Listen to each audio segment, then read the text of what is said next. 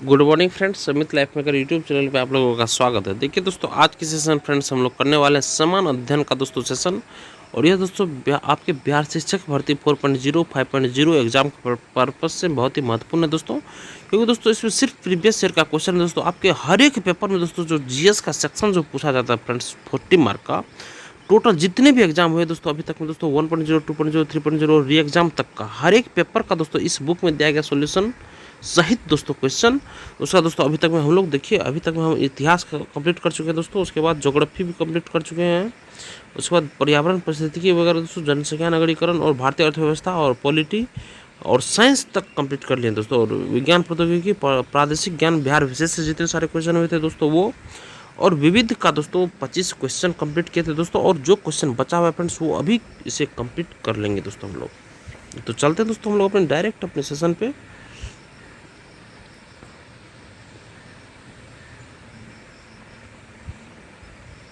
ये दोस्तों विविध में देखिए हम लोग 25 तक किए, 25 तक हुआ था दोस्तों हम लोग का, 25 तक लिए थे। भारत गौरव पर्यटक रेलगाड़ी के संबंध में कौन सा तथ्य सही है दोस्तों, तो याद रखिएगा दोस्तों। देखिए एक से अधिक इसमें ऑप्शन सही होगा दोस्तों।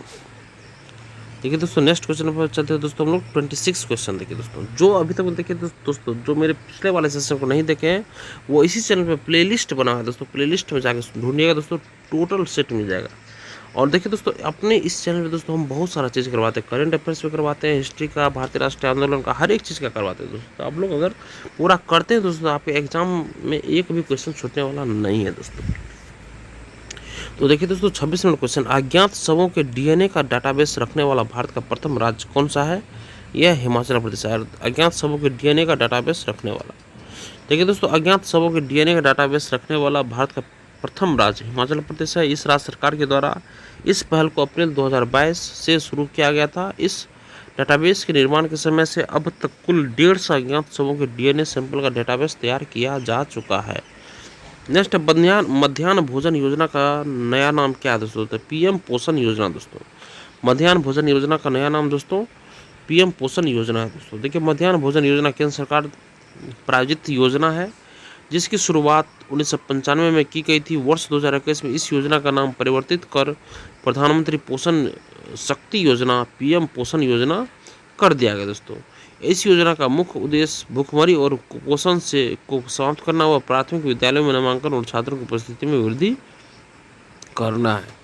नेक्स्ट नाबार्ड के अध्यक्ष है। नाबार्ड के अध्यक्ष कौन है दोस्तों? अभी साजिद केवी नाबार्ड के अध्यक्ष है। सॉल्यूशन देखिए इसका, राष्ट्रीय कृषि और ग्रामीण विकास बैंक नाबार्ड की स्थापना 12 जुलाई 1992 में शिवरामन समिति की सिफारिश पर हुई थी।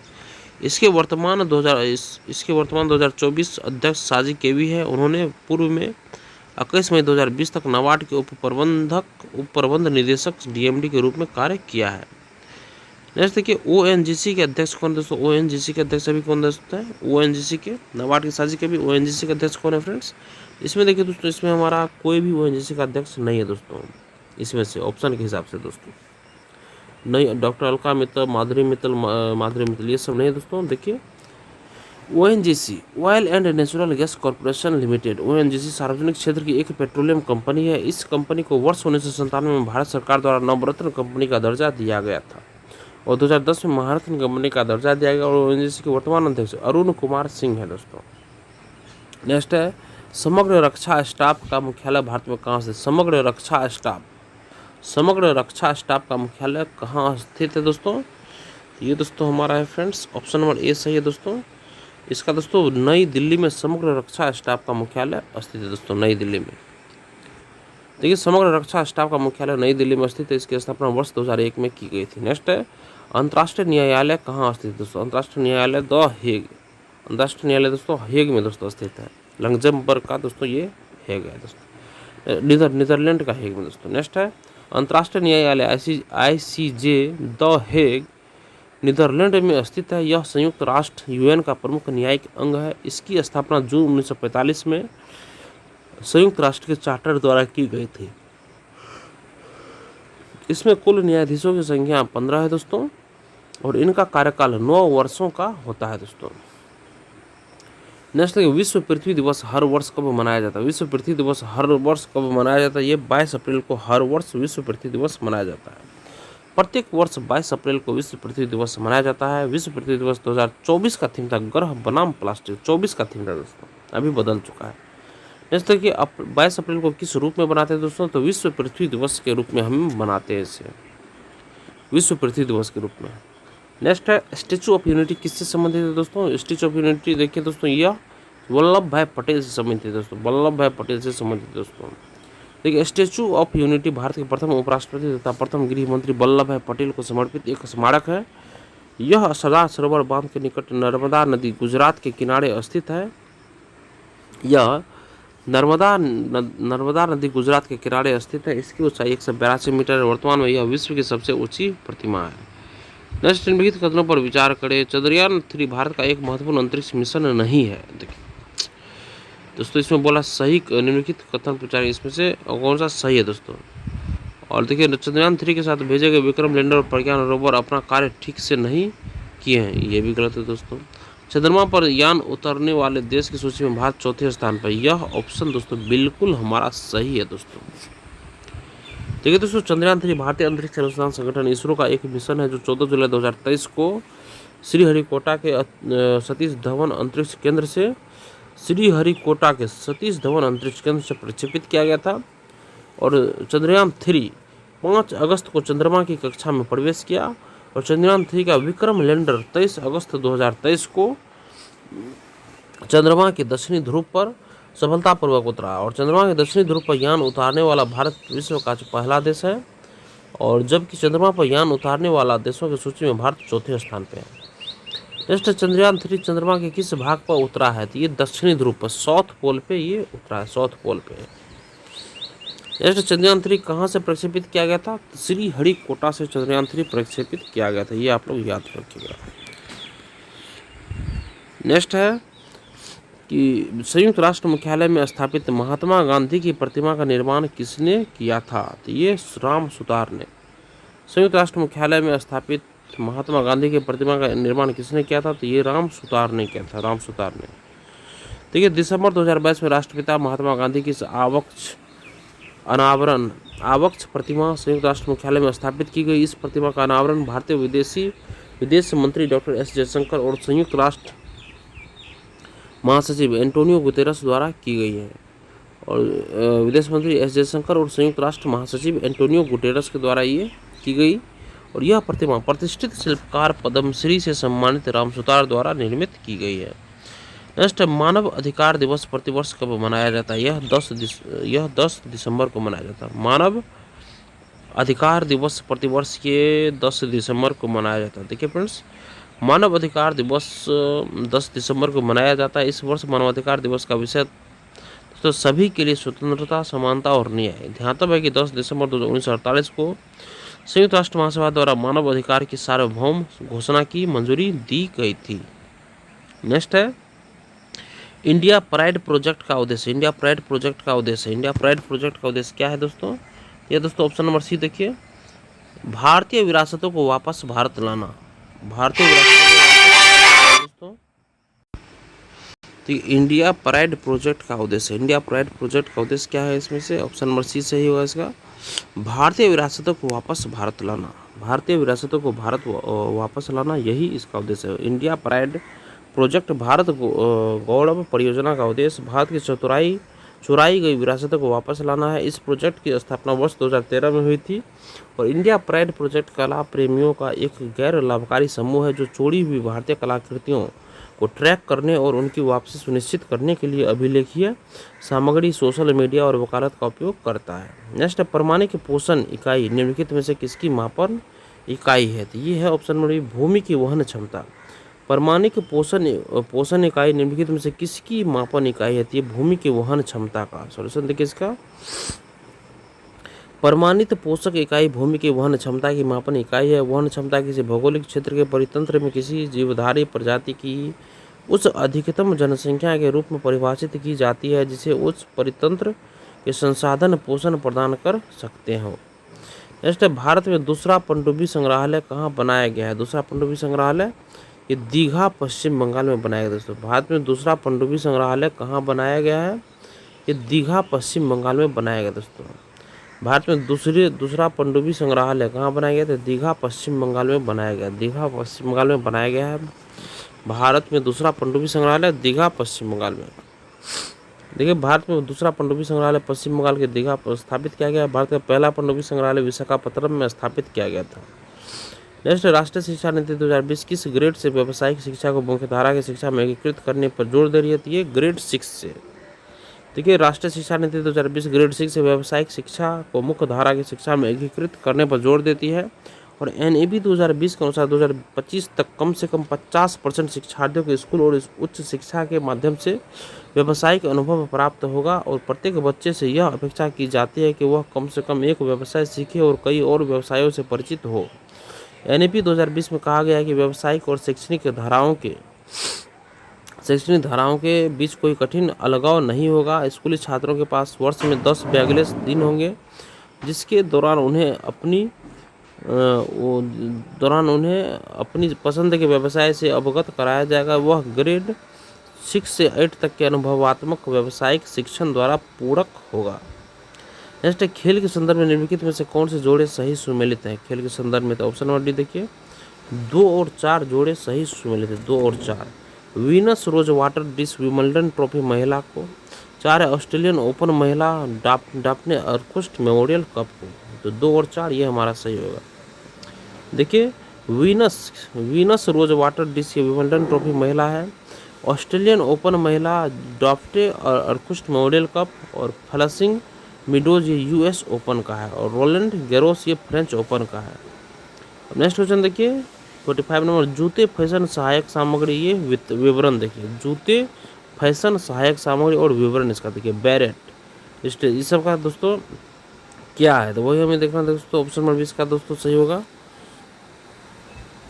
ऑप्शन बी देखिए दोस्तों। सबसे पहले देखिए फ्रेंड्स, ये बैरेट का दोस्तों हमारा हो जाएगा। फ्रेंड्स, एक प्रकार की टोपी है दोस्तों, बैरेट एक प्रकार की टोपी है दोस्तों। और स्टिलेटोज दोस्तों क्या फ्रेंड्स, ये है महिलाओं के जूते का एक प्रकार है। स्टिलेटोज ये महिलाओं के जूते का एक प्रकार है। बैरेट क्या है, एक प्रकार की टोपी है। स्टिलेटोज ये महिलाओं के जूते का एक प्रकार है। और एविएटर्स क्या है, एविएटर्स एक प्रकार का धूप का चश्मा है, एविएटर्स। और चिग्नोन क्या है दोस्तों, चिग्नोन एक प्रकार का केस का विन्यास, चिग्नोन एक प्रकार का केस विन्यास, एक प्रकार का केस विन्यास है चिग्नोन। नेक्स्ट है ब्रॉग क्या है, ब्रॉग दोस्तों ये पुरुषों के जूते का एक प्रकार है ब्रॉग। अब नेक्स्ट देखिए, इसका सॉल्यूशन फ्रेंड्स, बैरेट एक प्रकार की टोपी है। और स्टिलेटोज ये महिलाओं के जूते का एक प्रकार है। एविएटर्स एक प्रकार का धूप चश्मा है। चिग्नोन एक प्रकार का केस विन्यास। और ब्रॉग क्या है, पुरुष के जूते का एक प्रकार है ब्रॉग। महिला के जूते का प्रकार याद रखिए स्टिलेटोज, और पुरुष के जूते का प्रकार ब्रॉग होता है। नेक्स्ट है, व्हाइट हाउस के संबंध में निम्नलिखित कथनों पर विचार कीजिए कि कौन सा कथन इसमें सही होगा। देखिए दोस्तों, इसमें से हमारा व्हाइट हाउस का पता 1800 में पेंसिल्वेनिया एवेन्यू है, गलत है दोस्तों। 2 देखिए, यह संयुक्त राज्य अमेरिका के राष्ट्रपति का आधिकारिक निवास और कार्यस्थल है, सही है। 1 नवंबर 1800 को जॉन एडम्स इस इमारत में निवास करने वाले पहले राष्ट्रपति थे, जॉन एडम्स, 1 नवंबर 1800 को।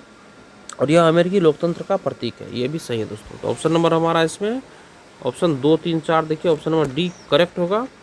देखिए, व्हाइट हाउस के संबंध में निम्नलिखित कथन सही है। व्हाइट हाउस का पता 1600 में पेंसिल्वेनिया एवेन्यू है। यह संयुक्त राज्य अमेरिका के राष्ट्रपति का आधिकारिक निवास और कार्यस्थल है। 1 नवंबर 1800 को जॉन एडम्स इस इमारत में रहने वाले पहले राष्ट्रपति बने। और जॉन एडम्स संयुक्त राज्य अमेरिका के दूसरे राष्ट्रपति थे। और यह अमेरिकी लोकतंत्र का प्रतीक है। नेक्स्ट क्वेश्चन है, रूस के वैगनर भारे के सैनिक समूह का मुखिया कौन है दोस्तों? तो ये है दोस्तों येवगेनी प्रिगोजिन। ये रूस के वैगनर भारे के सैनिक समूह का मुखिया है दोस्तों, येवगेनी प्रिगोजिन। रूस के वैगनर भारे के सैनिक समूह का मुखिया येवगेनी प्रिगोजिन थे। हाल ही में एक विमान हादसे में इनका निधन हो गया। और उल्लेखनीय है कि बिहार के लोक सेवा आयोग द्वारा इस प्रश्न को मूल्यांकन से बाहर कर देगा। नेक्स्ट क्वेश्चन, G20 सदस्य प्रतिनिधित्व करते हैं। G20 सदस्य प्रतिनिधित्व करते हैं, तो 1 और 3 इसका सही होगा, ऑप्शन नंबर बी। वैश्विक GDP का लगभग 85%, वैश्विक GDP का लगभग 85%। और 3 नंबर, विश्व के लगभग 2/3 जनसंख्या, विश्व के लगभग 2/3 जनसंख्या। सोल्यूशन देखिए, G20 सदस्य वैश्विक जीडीपी का लगभग 85% तथा विश्व की लगभग 2/3 जनसंख्या का प्रतिनिधित्व करते हैं। विश्व के 2/3 जनसंख्या का प्रतिनिधित्व करते हैं। इनका वैश्विक व्यापार में हिस्सेदारी लगभग 75% है। उल्लेखनीय है कि 9 तथा 10 सितंबर 2023 को 18वें G20 शिखर सम्मेलन का आयोजन नई दिल्ली में किया गया था और इस दौरान सदस्य देशों द्वारा अफ्रीकी संघ को अस्थायी सदस्य के रूप में शामिल करने का निर्णय लिया गया और इसकी स्वीकृति के पश्चात G20 से अब G21 के नाम से जाना जाएगा, G21। नेक्स्ट, श्रीलंका कब स्वतंत्र हुआ था? श्रीलंका कब स्वतंत्र हुआ था? ये 1948 में श्रीलंका स्वतंत्र हुआ था।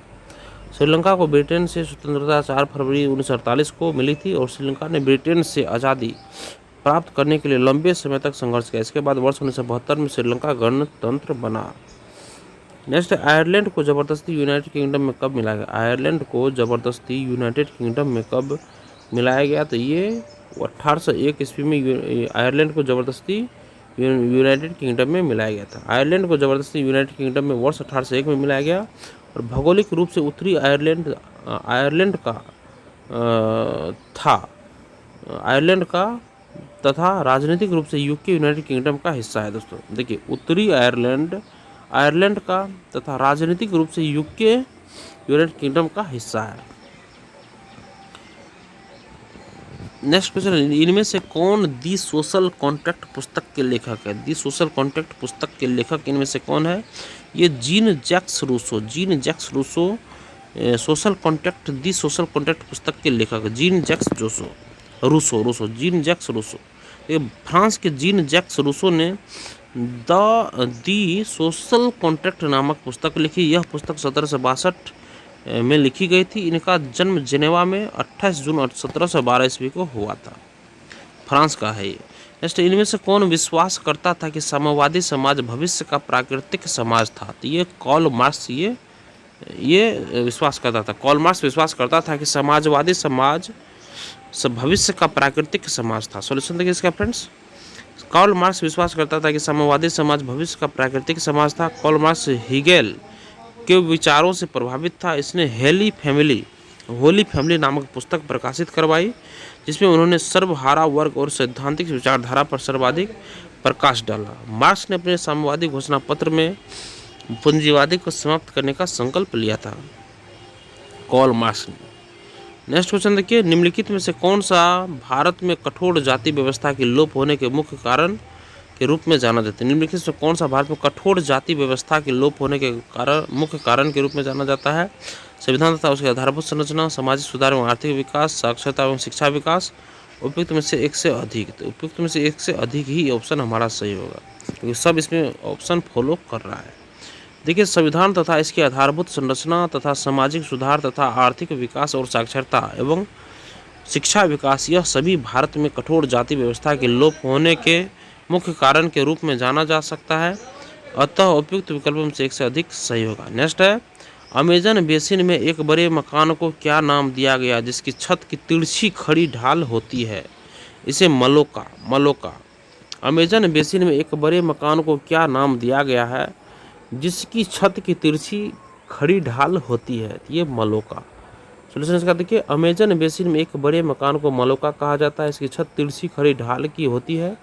अमेजन बेसिन एक विशाल उष्णकटिबंधीय वर्षावन है जो उत्तरी दक्षिणी अमेरिका में अमेजन नदी और उसकी सहायक नदियों की जल निकासी बेसिन में मौजूद है। नेक्स्ट, निम्नलिखित में से कौन सा कथन सही है? तो ऑप्शन नंबर ए देखिए, 2011 की जनगणना के अनुसार सिक्किम की जनसंख्या 6 लाख है, ये सही है।